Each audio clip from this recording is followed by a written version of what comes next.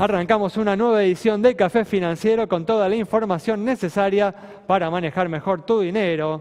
Hoy vamos a brindar información para todos los productores agropecuarios que tienen planeado iniciar la campaña FINA en las próximas semanas. Cuáles son los bancos con la financiación más económica a través de las tarjetas específicas para este sector. Vamos también a repasar las mejores alternativas de inversión disponibles en el mercado de capitales local y en el último bloque vamos a conversar con el economista Luis Palma Cané para analizar la situación y las perspectivas de la economía internacional. Quédate con nosotros. Tras el siguiente intervalo vamos a regresar con todos estos temas y vamos a responder a todas tus consultas.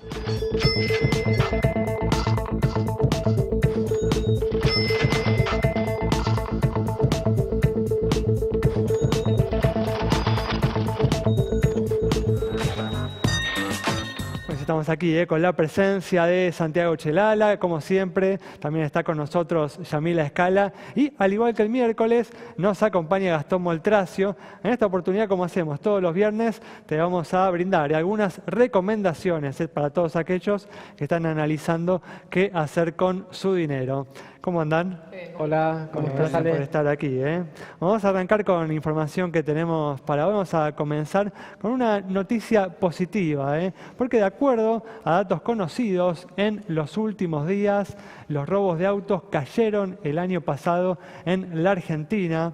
Yami, una tendencia que se había iniciado en el 2015, una tendencia positiva definitivamente que se había iniciado un año atrás. Así es. Son datos a nivel país aportados por el CESBI y estamos hablando de una tendencia que crece, que es muy positiva y que refiere a dos situaciones de robo. Estamos hablando del vehículo, ¿sí?, sustraído directamente, y de las autopartes. Autopartes que refieren a un sistema que si uno no compra autopartes robadas, también contribuye a que disminuyan este tipo de delitos. Concretamente, queremos hacer la salvedad, porque, a ver, el 73% de este tipo de siniestros ocurren en Capital Federal y Gran Buenos Aires. Los niveles en Lanús, 3 de febrero y Morón siguen siendo altísimos. ¿Sí? No, para desglosar, y Mendoza y Córdoba como provincias no manifiestan esta baja, sino un alza, teniendo de todas maneras una participación menor, lógicamente, a nivel país. ¿Querés saber cuáles son los más robados? A ver. Gol, bueno, ya lo sabemos, un clásico. ¿no? Sí. Corsa y Uno, si vamos a autos de menos de 5 años de antigüedad, Hilux y EcoSport. Noticia positiva, queda para otra columna y no puedo dejar de decirlo, la cantidad de secuestros que están habiendo en Capital Federal y Gran Buenos Aires. Sí, un tema, un motivo de preocupación, ¿no? Sí, que tiene que ver con un delito de otra índole, ¿sí? Que no quiero dejar de mencionar en las estadísticas. Los datos de CESBI fueron aportados en un 43% por las compañías de seguro. Importantísimo la información que sale de ahí desde ya. Bueno, se nota que las autoridades, y no solo las actuales, porque esto comenzó en el 2015, vienen trabajando con seriedad en el tema y están obteniendo resultados concretos que no son de una fuente justamente oficial, sino de las propias compañías de seguros que son las que sufren las consecuencias o parte importante de los que sufren las consecuencias de estos robos. Vamos a cambiar de tema y ahora vamos a brindar información para todos aquellos productores agropecuarios que tienen pensado iniciar la campaña FINA en las próximas semanas. Cuáles son los bancos con el financiamiento más económico a través de las tarjetas de crédito específicas para este sector.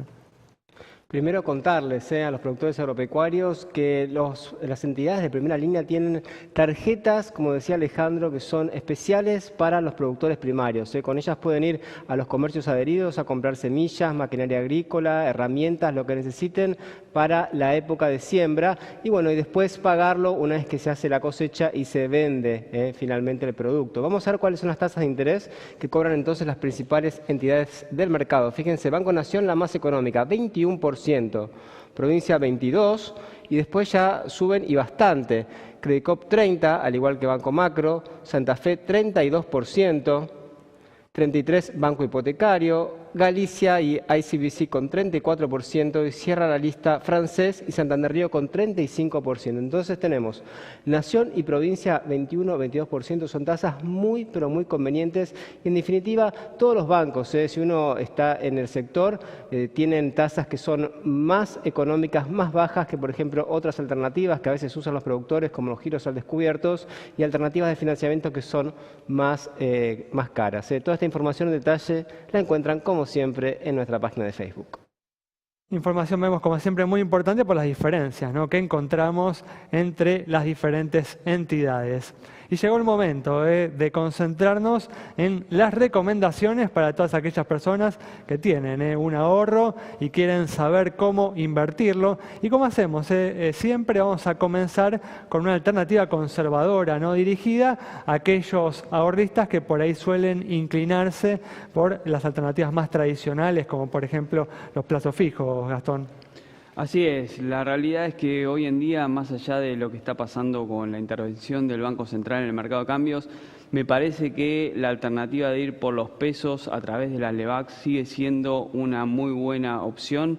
Y para eso, para el inversionista minorista, de alguna forma, los fondos comunes de inversión pasan a ser una alternativa muy pero muy atractiva, los fondos conocidos como T+1, que tienen una canasta, una diversificación en las 3 LEVACs más cortitas y de alguna forma la LEVAC más corta, para que se den una idea, la que vence ahora a mediados de mayo está rindiendo 25,5, la de junio está en niveles de 25 y la de julio en 24,5, con lo cual el ahorrista minorista puede obtener rendimientos muy superiores a través de los fondos comunes de inversión respecto de lo que puede ser una opción de plazo fijo. Eso obviamente gracias a la suba que ha tenido la tasa de LEVAC, producto de la intervención del Banco Central en el mercado secundario. Gastón, ¿y por qué recomendás invertir en un fondo en lugar de ir directamente, ¿no?, a adquirir la LEVAC? Bueno, los fondos la verdad que lo que tienen desde el punto de vista de la mejora respecto del ahorrista es la posibilidad de salir y entrar todo el tiempo. Es decir, cuando vos comprás una LEVAC como inversor minorista, la realidad es que te tenés que quedar hasta que venza, porque difícilmente encuentres un mercado secundario para poder venderlo. En cambio, con un fondo común de inversión, si vos te querés quedar una semana o 2 semanas, la verdad que tenés un devengado cercano al 24% en pesos, sin la necesidad de ese problema que se te puede dar a la hora de querer vender tu LEVAC en el mercado secundario. Por eso estamos recomendando los fondos T+1, los fondos comunes de inversión, que en nuestra compañía, en Southern Trust, tenemos varios productos con esa tónica, por así decirlo. Muy bien, entonces las inversiones en pesos siguen siendo una opción recomendable en el actual contexto con este dólar que no brinda unas grandes perspectivas de que vaya a crecer mucho en su cotización. Cerramos este bloque, quédate con nosotros. En instantes estamos de regreso.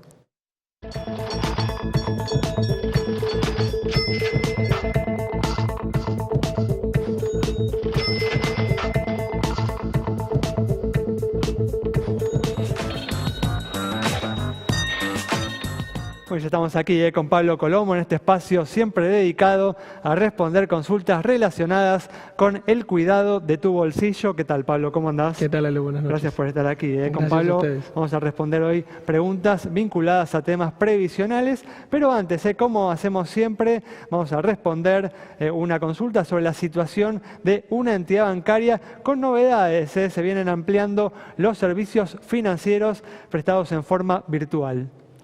Así es, y mientras vemos en pantalla información de entidades financieras, les comento que cada vez más está más cerca justamente esta modalidad de la banca virtual. Banco Ciudad y otras entidades financieras están lanzando iniciativas en este sentido. Incluso se va a poner prontamente en marcha Wallap, una entidad que está también lanzando el empresario Ernequian, que va a ser enteramente modo virtual.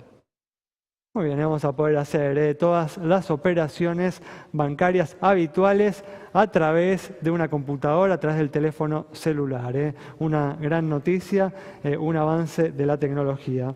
Vamos a comenzar a responder las consultas, Pablo. Tenemos la consulta de Silvia, que se comunicó con nosotros a través del Facebook de Café Financiero. Nos cuenta que el otro día se dirigió nuevamente al ANSES para hacer la jubilación por ama de casa. Le habían dicho que volviera después de 8 meses y ahora, nos explica, le dijeron que tiene que esperar hasta diciembre. Quiere saber cuál es el motivo de que no le permitan tramitar su jubilación si cumplió los 60 años en agosto del año pasado, y agrega, para la fecha que le dieron va a tener 61 años y 5 meses. Bien, lo que hemos explicado en otras oportunidades es que no solamente hay que tener la edad, sino hay que tener los 30 años de servicios. Esto se logra con una moratoria. La moratoria incluye periodos hasta diciembre del 2003, con lo cual la gente que cumplió años 60 años el año pasado, los que está cumpliendo ahora, recién logran adquirir los 30 años con exceso de edad. Por cada 2 años de exceso de edad se considera un año de servicios. Entonces es muy probable que en diciembre esté llegando justo a juntar los 30 años por la moratoria más lo que tiene de exceso de edad.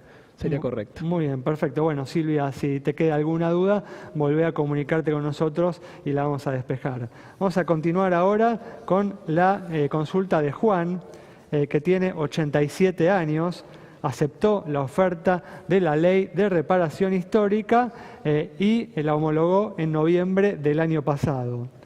Su haber iba a aumentar, nos explica, ¿no?, en más de 10.000 pesos. Sin embargo, nos dice, hoy no le aumentaron el haber ni le pagaron la retroactividad. Quiere saber cuándo comenzará a cobrar. Bien, lo que está pasando con la ley de reparación histórica, la verdad que es grave. Hace un año casi que se sancionó la ley y los únicos que han cobrado son los que tenían aumentos en el haber muy chicos, o 200, 300 pesos, 1.000, 2.000 pesos, y que no superan las 2 jubilaciones mínimas. Pero todas las personas que tuvieron que hacer homologación judicial, inclusive como Juan en noviembre o gente con posterioridad, y que ya están homologados los convenios por la justicia, ANSES no los está pagando. No está pagando los convenios homologados, no está pagando los honorarios profesionales, no está pagando las retroactividades de los que tenían juicio iniciado. La verdad que es vergonzoso lo que está pasando con la ley de reparación histórica. ¿Y esto a qué se debe, sabes? La verdad que no, pero no conozco un solo caso, ni mío ni ningún colega, al cliente le hayan pagado, ni a los honorarios del profesional, como te comentaba, ni al cliente la retroactividad. La verdad es una cosa que no se entiende por qué. ¿No se le puede dar un panorama, Juan? La realidad es que no. O sea, estamos todos los abogados previsionalistas reclamando este tema. De hecho, el Colegio de Abogados mandó el otro día una carta de documento al ANSES amenazando con revocar el convenio que habían firmado por este tema del no pago de los honorarios profesionales. Y lo único que le puedo decir a él y a toda la gente es que reclamen por Facebook, que reclamen en el ANSES, que reclamen por carta documento, que manden cartas de lectores, pues lamentablemente la única forma de solucionar esta situación va a ser mediante el reclamo y que este tema se haga público. Muy bien, bueno, un tema preocupante entonces. Bueno, vamos a continuar ahora con las recomendaciones de inversión. Dimos una recomendación conservadora en el bloque anterior, ahora vamos a ir con una un poco más atrevida. Sí, desde el punto de vista más agresivo para aquellos inversores que estén dispuestos a tolerar cierta volatilidad en el precio de sus activos, nosotros desde Southern Trust lo que estamos viendo es que los bonos que está sacando el gobierno esta semana, es decir, la ampliación que está haciendo del bono, particularmente el 2037, el República Argentina 2037, que podría llegar a salir a cortar en niveles de 7,25 de rendimiento, la verdad que ahí vemos una oportunidad enorme para aquellos inversores que quieran tener una posición dolarizada, porque esto no tiene nada que ver con la recomendación del EVAX que dimos en el bloque anterior, es una posición 100% dolarizada y la idea es ir a buscar una baja en los rendimientos, es decir, que este bono que hoy cotiza en 7,25 puede acercarse un poquito a los pares de Latinoamérica. Para que se den una idea, Brasil en el mismo tenor está rindiendo casi 1.5% menos que Argentina. República Dominicana, que es de alguna forma el primer eslabón que debería acercarse a Argentina, está rindiendo casi 1% menos que Argentina, con lo cual vemos cierta posibilidad de compresión de spreads por la parte larga de la curva en dólares, y la verdad que ahí vemos una oportunidad enorme para aquellos inversores que estén dispuestos a tolerar tener un bono al 2037, que es una duration bastante importante, cercana a los 10 años. Y traduciendo la expresión técnica de Gastón, bueno, se esperaría un aumento del precio, ¿no?, de estos bonos en los próximos meses, que podría dar una ganancia de capital para estos inversores. Así que bueno, vamos a cerrar ahora el bloque respondiendo a una última consulta sobre la situación de una compañía de seguros. Mientras compartimos esa información en pantalla, llega una consulta ciudadana que en realidad ya está en redes sociales, en la página del gobierno de la ciudad, que tiene que ver con los subtes y la posibilidad de que se extienda el servicio una media hora entre 5:30, que se corra entre 5:30 y 23:30. Si sos usuario del servicio, podés participar y el 1 de julio tal vez ves el cambio impactado, aunque estoy segura que igual querés viajar más cómodo. Como siempre, @Café Financiero en Twitter, en Facebook también. Café Financiero, nos escriben y les respondemos. Bueno, cerramos así este bloque. Quédate con nosotros. Al regreso vamos a estar dialogando con el economista Luis Palma Cané.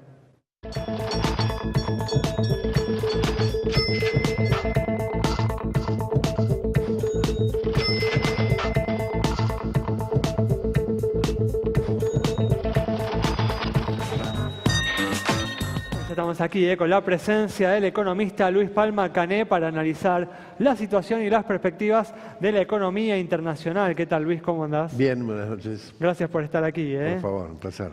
Bueno, en los últimos días se ha despejado parcialmente el panorama, ¿no?, que había trazado la victoria del Brexit y la victoria de Donald Trump en el año pasado, ¿no?, que generaba gran preocupación respecto al futuro de la economía global, con la victoria, ¿no?, en estos últimos días de Emmanuel Macron en Francia.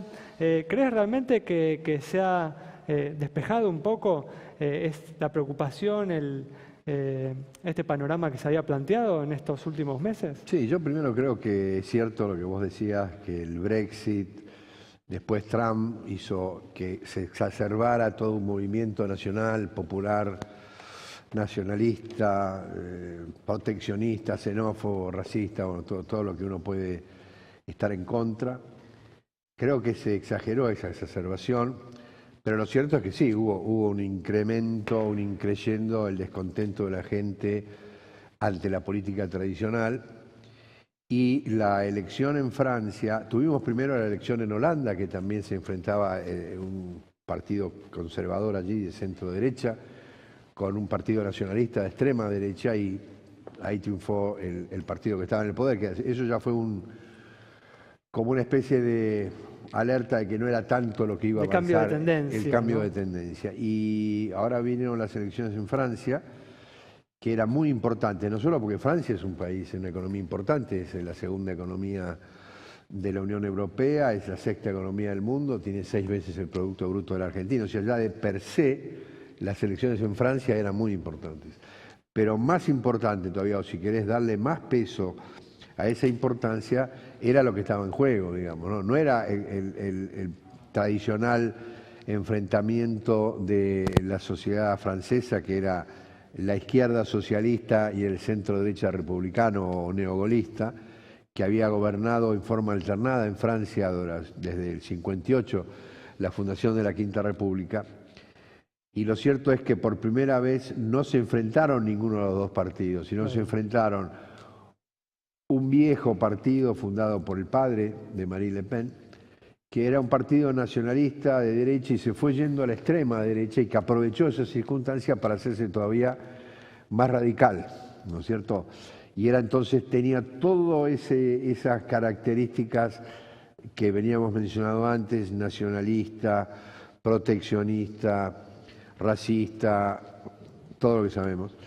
Antiglobalización, ¿no? Bueno, al ser esencia, proteccionista, ¿no?, uno sabe que es la antiglobalización. Digamos. El libre comercio estatista, contra la iniciativa privada, contra una política que uno puede decir de economía social de mercado, y se enfrentaba con un modelo que a mí me parece que era un modelo, y es un modelo totalmente opuesto, antagónico, porque si uno hace todas estas características que mencionamos y vemos en ese punto cuáles son los ítems que corresponden al partido en marcha, ahora la República en Marcha, se verá que es totalmente antagónico. Por ejemplo, no es un partido nacionalista, no es un partido, el programa no es proteccionista, favorece la globalización, es europeísta, mientras que me había olvidado, Le Pen era totalmente euroescéptica y abandonar el euro.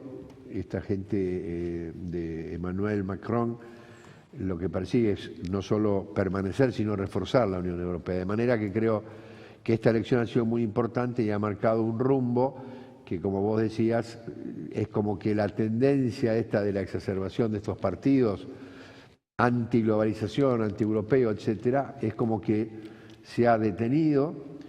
Creo que ahora hay que ver la marcha de las gestiones de los distintos gobiernos que están en esta tesitura y creo que van a ser muy importantes las elecciones que va a haber en Alemania, en septiembre-octubre, en Italia, las elecciones anticipadas que no se sabe cuándo van a ser. En Irán también, Irán es una circunstancia en un par de meses, pero también lo de Irán hay que ver si triunfa el Partido Conservador en ese sentido o los radicales de los ayatolás.